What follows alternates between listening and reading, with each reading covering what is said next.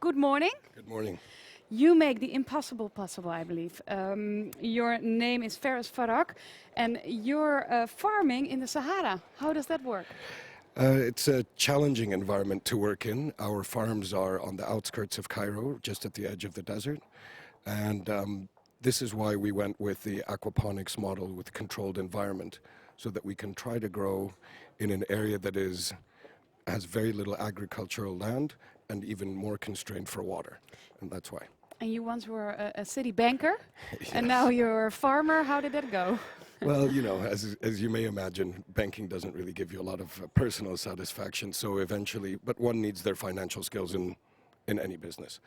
Slowly but surely, I moved into this field, which is far more satisfactory in terms of production and helping. Yeah, and what's happening on your farm in Cairo?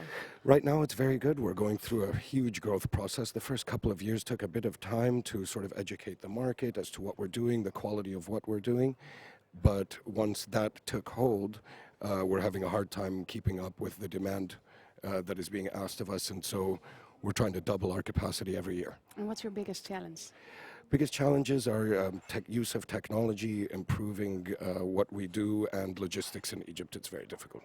And I said it before, you make the impossible possible. Were there any times you were thinking in your bed, oh no, it's not going to work? This is Practically every impossible." morning sometimes. Every morning. We deal with extreme weather. We deal with a very difficult sort of logistical environment, lots of bureaucracy. But if you're intent on what you're doing, you get through it, you wake up the next day, you go back to the farm, and it works out eventually. And why is this summit today so important for you? This is the future for us. I mean, we are a medium technology company.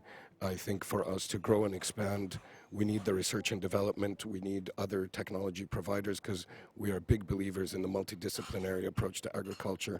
So there's IT, there's engineering, there's biological control. All of the companies that are represented here should and would be represented on most farms. And you're also giving a presentation later on this day today. What's your main message?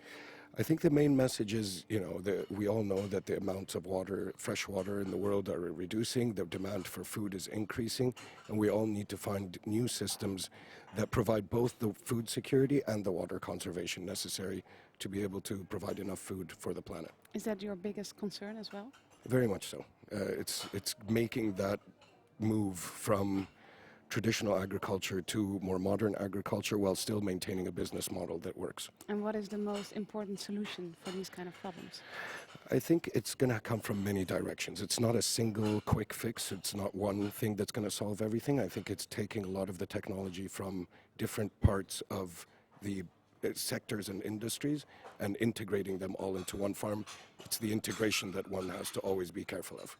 And how important is cooperation in that, also in the international horticulture society? It's absolutely critical. This is why I'm here. This is why you have growers from all over the world here, because we all realize very quickly that it is necessary that we all cooperate together in order to provide or achieve the goals that we're looking for.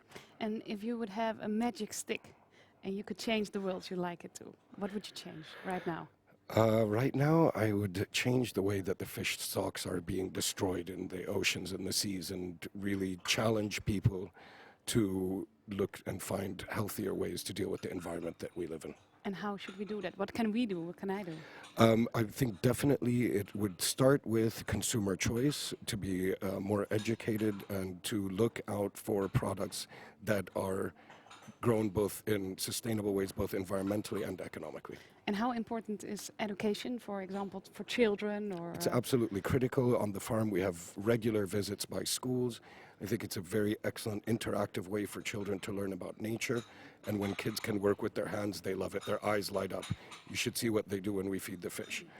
And you're a farmer in the Sahara right now. What's next? What can you do more?